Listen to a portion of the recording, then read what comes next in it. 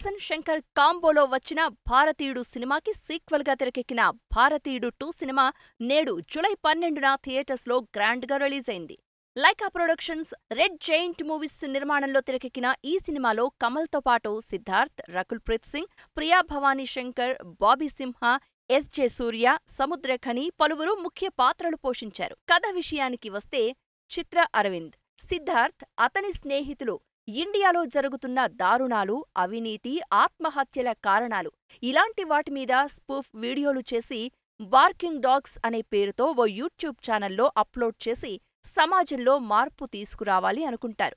రోజురోజుకి ఇండియాలో పెరిగిపోతున్న దారుణాలు చూసి వెళ్లిపోయిన సేనాపతి మళ్లీ తిరిగి రావాలని చిత్ర అరవింద్, అతని స్నేహితులు కమ్బ్యాక్ ఇండియన్ అని సోషల్ మీడియాలో ట్రెండ్ చేస్తారు. థాయిలాండ్లో నివసిస్తున్న సేనాపతికి ఈ విషయం తెలిసి మీలో మార్పు వచ్చి పిలుస్తారని ఎదురు చూస్తున్నాను అని ఇండియాకి తిరిగొస్తాడు.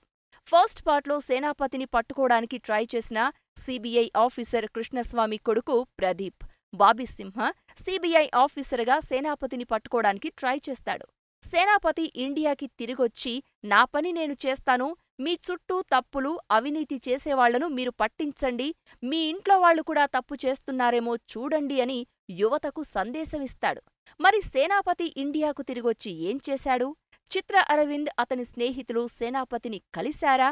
వాళ్లేం చేశారు? సేనాపతి ఇండియాని బాగుచేశాడా? సేనాపతిని ఇండియన్స్ ఎందుకు చీదరించుకుంటారు? చివరికి సేనాపతి ఏమయ్యాడు తెలియాలంటే తెరపై చూడాల్సిందే. భారతీయుడు సినిమా ఎంత పెద్ద హిట్ అయిందో అందరికీ తెలిసిందే. ఈ సినిమాలో కేవలం లంచం మీద మాత్రమే పోరాటం చేస్తాడు. కానీ సెకండ్ పార్టులో లంచంతో పాటు దేశంలో ఉండే సమస్యలన్నీ ప్రశ్నిస్తాడు. అయితే ఇందులో ముఖ్యంగా మీ ఇంట్లో కూడా తప్పు చేస్తారు, మీరు తప్పు చేస్తారు అనే పాయింట్ని గట్టిగా చెప్పారు. అయితే మనదాకా వచ్చినప్పుడే మనకు తప్పు అనిపించదు. ఆ పాయింట్ని బలంగా చూపించారు.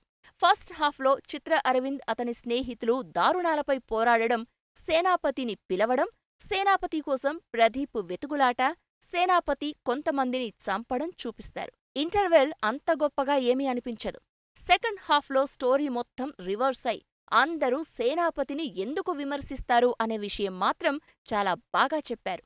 క్లైమాక్స్ అర్ధాంతరంగా ముగించేసి పార్ట్ 3 లీడ్ ఇవ్వడం గమనార్హం. ఎమోషనల్ సీన్స్ కి స్కోప్ లేకపోయినా కావాలని చొప్పించినట్టు ఉంటుంది. ఇక కమల్ చేసే ఫైట్స్, మర్మకళ బాగా చూపించారు. అయితే సినిమా ఓవరాల్ గా చూస్తే మాత్రం భారతీయుడు పార్ట్ 1 ఉన్నంత గొప్పగా ఉండదు. కమల్ పాత్రైతే కథలా కాకుండా సీన్స్ గా షూట్ చేసినట్టు ఉంటుంది. ఇక శంకర్ సినిమా సాంగ్స్ అంటే చాలా రిచ్ గా ఉంటాయని తెలిసిందే. ఈ సినిమాలో కూడా సాంగ్స్ విజువల్ గా చాలా గ్రాండ్ గా కనిపిస్తాయి. నటీనటుల విషయానికి వస్తే కమల్ హాసన్ నటన గురించి మనం కొత్తగా చెప్పాల్సిన అవసరం లేదు. 100 ఏళ్లు పైబడిన ముసలాయన గెటప్లో గెటప్స్ మారుస్తూ కమల్ హాసన్ మాత్రం అద్భుతంగా నటించారు.